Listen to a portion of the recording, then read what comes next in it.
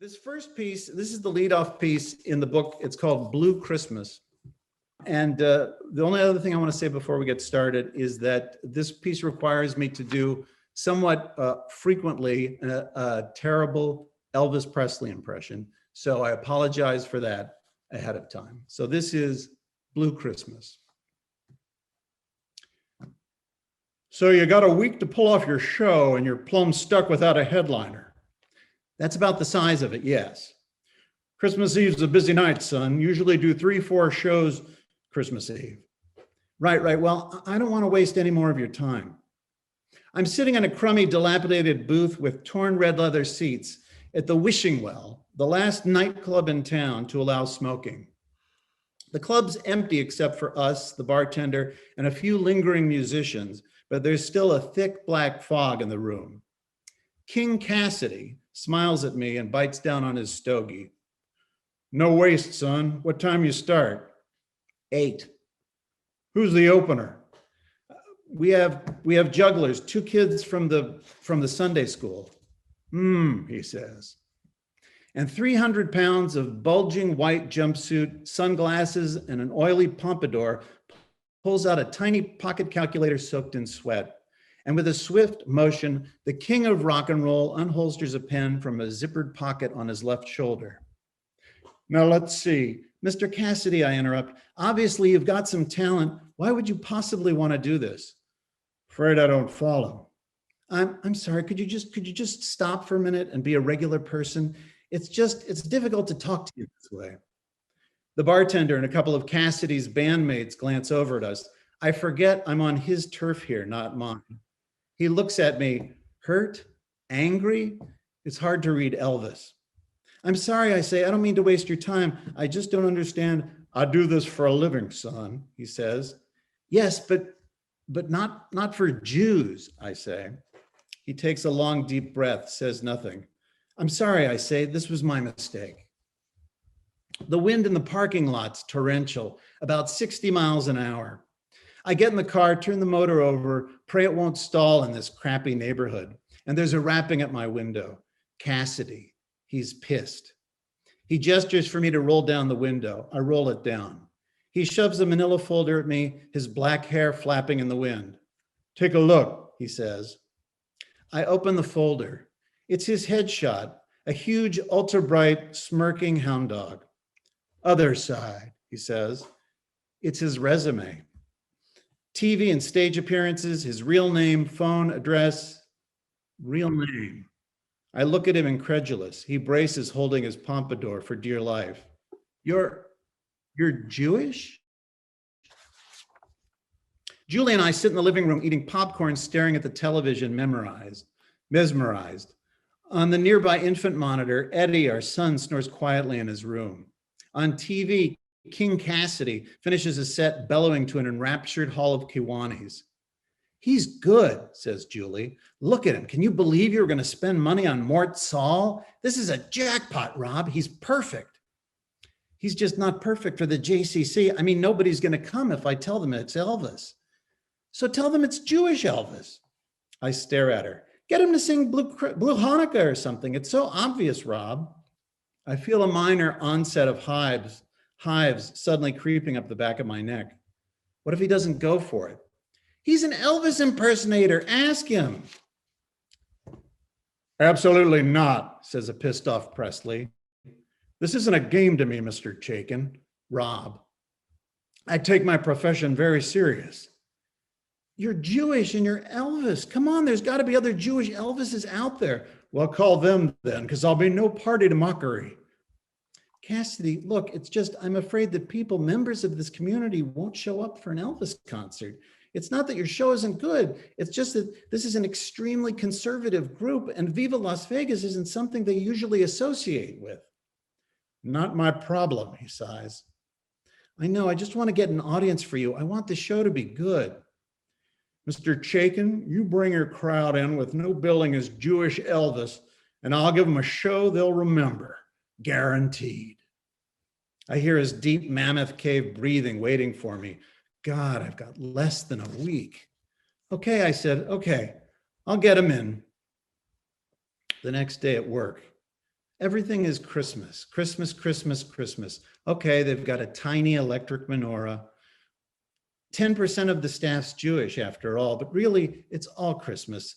There's an incredible tree. The office is littered with cookies, cards, poinsettias. Everyone's talking about shopping, family, holiday vacations, and Christmas carols permeate the ether. Bobby Bloom leans into my cubicle. Tell me you didn't get King Cassidy for your party. I did. Score!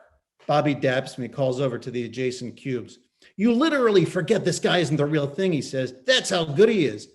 Really, says Peggy Newley. Is he young Elvis or late Elvis, says Bobby, almost near death Elvis. He must weigh what, 350 pounds? I don't know, 250, 275, I say. He slimmed down, but man, he could belt. Joey Romer leans in. I saw King Cassidy at my old company's party last year. Unbelievable. They return to their cubes. I breathe, back to work. Peggy peeks over my cube, whispers, Rob, could I get a ticket to your show? Well, it's Jews only. No, it's invitation only.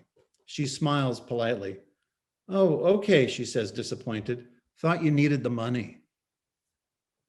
Julie sorts through mail in the kitchen. In the living room, Eddie wobbles to Elvis's rendition of Here Comes Santa Claus, Here Comes Santa Claus, right down Santa Claus Lane, while staring at soundless backyardigans on TV. You had to do that, Julie? Like it's not bad enough as it is? He loves it, she says. Look at him. I turn off the music. Eddie looks at me sad, confused. Here comes Santa Claus, here comes Santa Claus. Well, he's not coming here, bud. Why not? Because we don't do that. Why not? Because we just don't, Eddie. We did Hanukkah last week. Remember how great that was? We even left up the lights, the menorah. He stares at me as if I've ripped his most blessed ugly doll away, which I guess I have. I want to do Christmas. I know you do, honey, but we don't. The lips tremble. Here we go.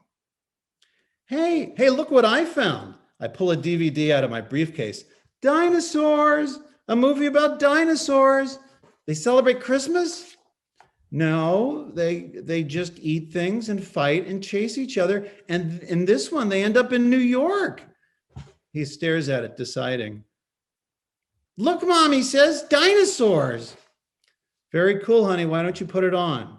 He puts it in the DVD player, settles into his beanbag chair, and I go back to the kitchen. You're too uptight, she says. Yeah, and you're not helping. Please, half his class is Jewish. They talk Hanukkah all month long. If he went to Yavna, he'd never even hear about Christmas. If we locked him in the closet, he wouldn't either. Why don't we do that? You don't have to make it more difficult, Julie. By playing a record, it's cruel, Julie. Cruel? It's bad enough he has to hear about it all day long, then you stick it in his face. Here comes Santa Claus. Here. Don't touch the CD player, Eddie. Julie stares at me, fuming. See, I said, he doesn't need to be more confused than he already is. You hired Elvis, she says. It was that or cancel. I do everything I can to keep the community center together by myself. It would be nice if I could have a little more. My cell phone rings. I pick it up.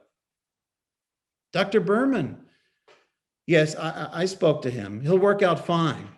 Yes, I know. No Christmas songs. I've seen him, sir. There's plenty of other material he can do. No need to be uncomfortable. He's very talented. Yes, I believe he'll take requests if they're within his repertoire. Yes, I'll get the contract signed tomorrow. Good night, sir. I look over and see that Julie has ferreted Cassidy's contract out of my brief, and she's flipping through the pages, mouth agape. Julie, $100? Julie, you've got 800 people coming, Rob. No, maybe 650, 700 tops. Rob, you know what the center lost this year? You know what it cost just to light that room for one night? This barely covers expenses. She digs through the junk drawer, pulls out our checkbook. She rips out a check and hands it to me. $500. You're kidding me. We can afford it, Rob. Everyone coming to this show can afford it. That's not the point.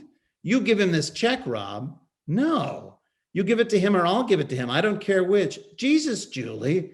Jesus, says Eddie, watching dinosaurs. He's doing you a favor, she says. You won't even let him sing Christmas songs. That's my money, I yell. My money. You give him that check or stay at work on Christmas, she says, and walks out of the room. And in the living room, Eddie looks at me hopefully. When are we getting the tree? Jelvis, Melvis, Schmelvis. I'm surfing the net. It's 1:30 in the morning. I'm pissed at Julie, pissed at the JCC, at Dr. Berman for approving Cassidy in the first place and then hamstringing me to run the thing. I'm just the goddamn treasurer, for God's sake. I'll expense the $500, charge it back to them. Somehow I'll get my money back, but that's not the point. This shouldn't even be happening. We should have just canceled. Surfing, I see a virtual pageant of all the Jewish Elvises the world has to offer. Elvis jumpsuits with talit, blue, white, and gold lame, huge Star of David gold chains. They sing Elvis tunes reworked with Jewish and Yiddish phrases, all truly, utterly awful, and all are 4 times as expensive as Cassidy. And what's wrong with liking Christmas? Everyone likes Christmas. Okay, the whole birth of Christ thing is Christmas, but so what? I can't appreciate the music, the decorations, Miracle on 34th Street. Hey, I wanted a Christmas tree when I was 4 years old and 5 and 6 and 17, 18, 38. Why shouldn't Eddie? So he should get screwed because I got screwed? Cassidy's house is normal, smaller than mine. Not the trailer park I'd expect of a celebrity impersonator. He certainly has better Hanukkah lights than I do. Inside, it's simple, nice, old world, steam heat from radiators. His 2 kids are cute. Blue and white lights decorate his den, and he still has a few menorahs out. No Hanukkah bush. There are a couple pictures of the real Elvis, some framed concert tickets, a gold record, hardly the memorabilia you'd expect. There's some conditions here, I say, as he glances through the contract. You can't perform any Christmas songs. No Christmas, no Christ, no Santa Claus, no, I don't know, gospel. He stares at me boredly. I'm sorry, I say, I have to make this speech. If it were up to me, you could perform whatever you like, but it's not. I don't know if this will limit your act. Cassidy signs and hands me the contract. Guess that'll do it, he says. Great, thanks, I say. Then jokingly, not much of a shrine. More in storage, he says. We head to the door. I finger the envelope in my pocket, the check. My hand grips it like a vice. I can let it go. I can. Well, I say, you realize what a tight budget we're on, building the new community center. Everybody donating their time. I don't take a penny myself. It's all volunteer. He hands me my coat. I just don't want you to think we don't appreciate what you're doing because Mr. Chaikin, he says, I've been trying to play your center for 10 years now. Every year I offer and every year you turn me down. Who canceled? Mort Saul. He nods unsurprised. Family thing? Kidney operation. He opens the door. The wind outside is bitter. I tell you, my father was cantor at Adath Israel when I was in grade school. No, I say. I went to Yavna, 1st through 3rd grade. Really? Yep. Hated it. Hated the kids, hated the temple. Only memory I have of Yavna, one day during recess, half the boys held me down on the slide and rolled an old tire over me. Big laughs. After my father died, I said, screw it. Didn't go to temple, church, didn't do nothing. From the kitchen, a tired dishwasher chugs to life. But having my own kids, I understand what my father did. He sang. Beautiful, bright tenor. Singing was everything. He connected on his own terms. He looks towards the street. Not about money for me, he says. As I stand alone outside his doorway, feeling the cold night air at my neck, So it doesn't matter. He doesn't care about money. I'm off the hook. So easy to walk away, but I leave the extra check in his mailbox. Christmas Eve, a packed auditorium. Every Jewish person in town is here tonight. Everyone's here because it's social, a good event, a good charity. And what else do people have to do tonight? A well-placed weapon of destruction could take out the whole community in 2 seconds. The jugglers, 2 kids in their late teens, close to a standing ovation. "Thank you," says a juggler. "King Cassidy will be up in just a moment." Some cheers. Some members of the crowd get up, coats in hand, and file towards the exit. My good community. 10 minutes later, the lights dim. A single white spotlight shines on stage. The back of a grossly overweight white jumpsuit begins to disenvelop from a kneeling huddle. A husky, breathy baritone begins to sing a cappella. Adon Olam. Julie's hand grips mine. The crowd is transfixed. Asher Malah. Cassidy turns toward us in full regalia, issuing a focused, ethereal sound. B'terem kol yitzir nivra. I realize everyone, myself included, is singing with him. B'et hasa v'esakol azamele shemonikra adon olam. He finishes. The audience applauds, cheers, thrilled. Julie, a lot of people actually, are crying. Cassidy grins and struts across the stage. "Thank you very much," he says. "My mama named me KC, but you can call me Cassidy. Y'all ready for some fun?" The crowd cheers. "Well, then let's get it on." An orchestra of canned music bursts to life, and Cassidy begins to twitch. "That's all right now, mama. That's all right with you. That's all right now, mama. Just any way you do, that's all right." Cassidy blows through Jailhouse Rock, Don't Be Cruel, Puppet on a String, Trouble, I Want You, I Need You, I Love You, Return to Sender, Teddy Bear, Don't, All Shook Up, Suspicious Minds, Stuck on You, Can't Help Falling in Love, Burning Love, Bigger Hunk of Love, Love Me Tender, Blue Suede Shoes, Are You Lonesome Tonight, Eleanor Rigby, and Hound Dog. And before you know it, the evening's half over. He sings Dreidel, Dreidel, Dreidel, and actually stops the show for a candlelight prayer of Motzur. He sings Blue Hanukkah, winking and smiling at Julie and all the women in the audience. They laugh, they love it, such a booby. After 2 hours and 2 encores of rambling and rocking, Cassidy, drenched in sweat, slows things to a halt and speaks in confession to the audience. My, he says. Thank you all so much for coming together on this cold, frosty night. My final song, ladies and gentlemen, was written by a man named Israel Baleen, a Jewish man who became America's greatest modern-day composer. And no matter what words he wrote, his music spoke of a deeper understanding of faith, a faith that came right straight from the center of his heart. And Cassidy turns to me. Uh-oh. I'd like to dedicate this song to Robert Chaikin, who helped make my dream of being with you tonight a reality. People look at me, some sniggering, some wary, some confused. I can feel the hives creeping across the back of my neck. In a steady, quiet voice, KC begins. And suddenly the entire crowd listens to the perfect rising melody. I'm dreaming of a white Christmas, just like the one I used to know, where treetops glisten and children listen to hear sleigh bells in the snow. And I'm frozen. Oh my God, he did it. He screwed me. He couldn't let it go. How could he do this? Bastard.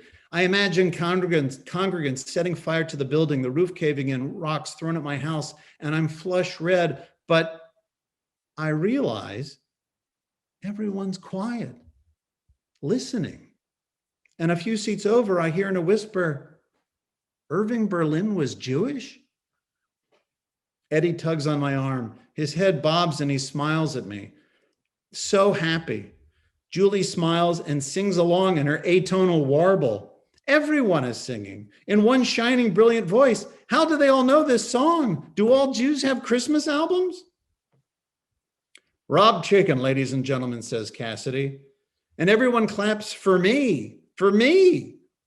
Dumbly, I wave and smile. Have a good night and a very happy holiday season, he says. And King Cassidy leaves the building. Judy cradles sleepy Eddie on her shoulder, her coat wrapped around him. She takes my arm, and we shuffle out with the rest of the crowd. Christmas is over. Hanukkah's over. Maybe next year we'll get a tree.